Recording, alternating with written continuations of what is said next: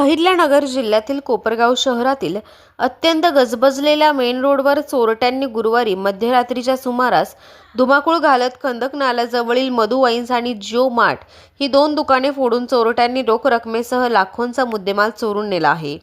सदर धाडसी चोरीमुळे शहरातील दुकानदार व्यापाऱ्यांमध्ये प्रचंड घबराट आणि दहशतीचे वातावरण निर्माण झाले आहे।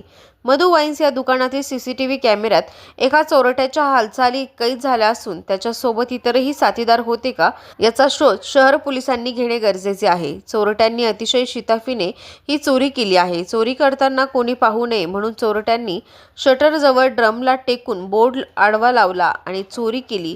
गुरुवारी रात्री 1:30 वाजेच्या सुमारास चोरट्यांनी मधुकर साखरे यांच्या मधु वाईन्सवर डल्ला मारला।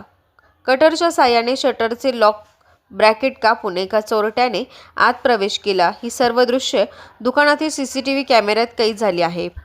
तेथून चोरट्याने गल्ल्यातील रोख रक्कम आणि महागड्या दारूच्या बाटल्या असा अंदाजे 1 ते 1.5 लाख रुपयांचा ऐवज लंपास केला आहे।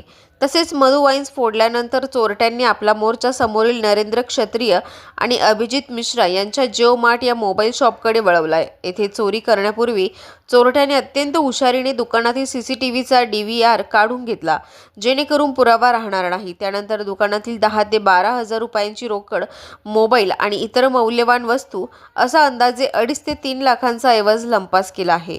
कोपरगाव शहर पोलिसांनी घटनास्थळी पाहणी केली असून गुन्हा दाखल करण्याची प्रक्रिया सुरू आहे। भरवस्तीतील दुकाने फोडल्याची माहिती मिळताच रात्रीच्या वेळी अनेक व्यापाऱ्यांनी घटनास्थळी धाव घेतली। जर मुख्य रस्त्यावरील दुकाने सुरक्षित नसतील तर आम्ही व्यापार करायचा कसा, असा संतप्त सवाल व्यापारी विचारत आहेत। पोलिसांनी या प्रकरणाचा तातडीने तपास करून चोरट्यांना बेड्यात ठोकाव्यात अशी मागणी स्थानिक व्यापाऱ्यांकडून केली जात आहे।